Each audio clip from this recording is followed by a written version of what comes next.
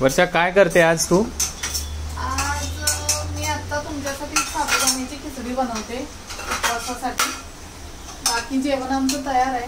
बर बर ठीक आहे ना. मग आपल्या पण व्ह्युअर्स जे आहेत त्यांना पण आपण खिचडी कशी बनवते तू एकदम छान लागते ती त्यांना पण दाखवूया एकदा. चल नक्कीच. आता इथे कढईत ना मी 1 चमचा तेल घेऊन त्याच्यामध्ये जिऱ्याची फोडणी केली आणि 2 मिरच्या चिरून अशा चांगल्या भाजून घेतलेल्या आहेत. त्यानंतर इथे दाखव बटाटा असा चिरून घेतलेला आहे. पातळ काप करून घ्यायचे आणि हे पण मिरची भाजून झाली की तेलात भाजून घ्यायचे.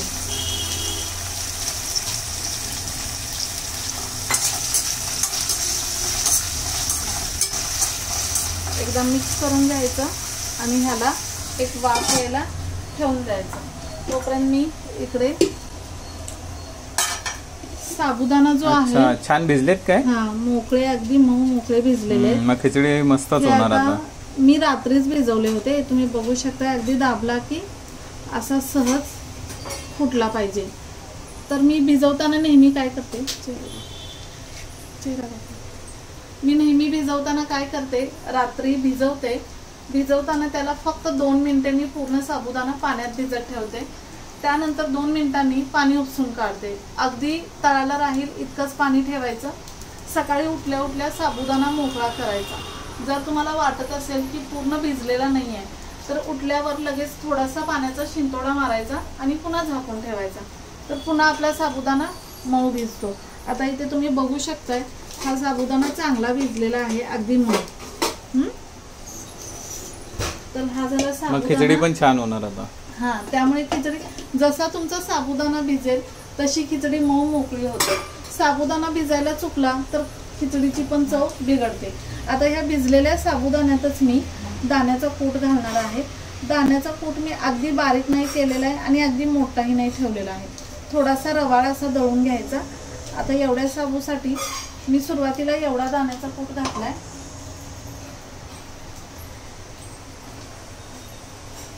बघा तुम्ही पण घरी करून बघा अशी खिचडी. त्यानंतर ह्यातच मी थोडं मीठ घालणार आहे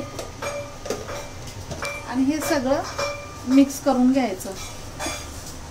म्हणजे तेलात टाकली ना की खिचडी लगेच चिटकत नाही.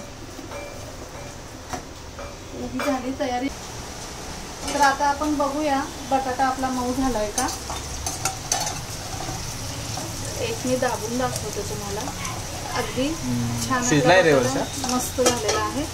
आता यामध्ये काय करायचं बटाट्याला लागेल इतकं अगदी थोडंसंच मीठ घालायचं कारण आपण ऑलरेडी साबुदाण्यात मीठ घातलेलं आहे. हा आपला जो मिक्स केलेला साबुदाणा आहे तो घालायचा पूर्ण.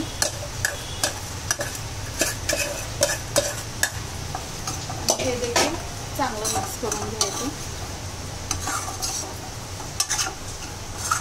त्याला तयार व्हायला किती वेळ लागेल? एक 5 मिनिटं काप काढायची. अरे इथं खिचडी माझ्यासाठी झाली. मग तुम्हाला काय बनवलंय का आता? आमच्यासाठी चपाती भाजी बनवले. हा, भात बनवलाय थोडा. अच्छा. आणि रात्रीची थोडी आमटी आहे त्यामुळे डाळ वगैरे काही केलेलं नाहीये. आता हे चांगलं मिक्स झालेलं आहे. आता हे आपण वाफायला ठेवून देऊया. तर इथे मी आमच्यासाठी वांग्याचं भरीत बनवलंय. म्हणजे ही भरीताची वांगी नव्हती पण स्वस्त मिळाली म्हणून 1 किलो वांगी घरी आलेत. तर छोटी त्यातल्या त्यात मोठी वांगी घेऊन ती भाजून त्याचं भरीत बनवलेलं आहे. पुन्हा ही मटकीची आमटी आहे आणि चपात्या बनवलेल्या आहेत. कृष्णा पण आली आहे. हे बघा कृष्णा मदत करते आम्हाला. कृष्णा मदत करते. तर आता आपण बघूया आपली खिचडी झाली आहे का.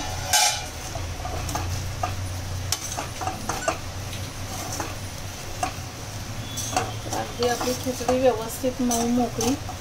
अरे आपल्या शिवांशला पण आवडते अशी. हो, शिवांश बाळाला पण आवडते. बघा अगदी मऊ अशी खिचडी तयार आहे. आता झटकन देवाला नैवेद्य दाखवूया.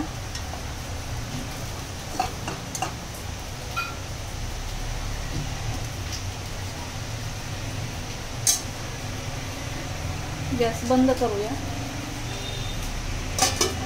आणि तयार आहे आपली खिचडी.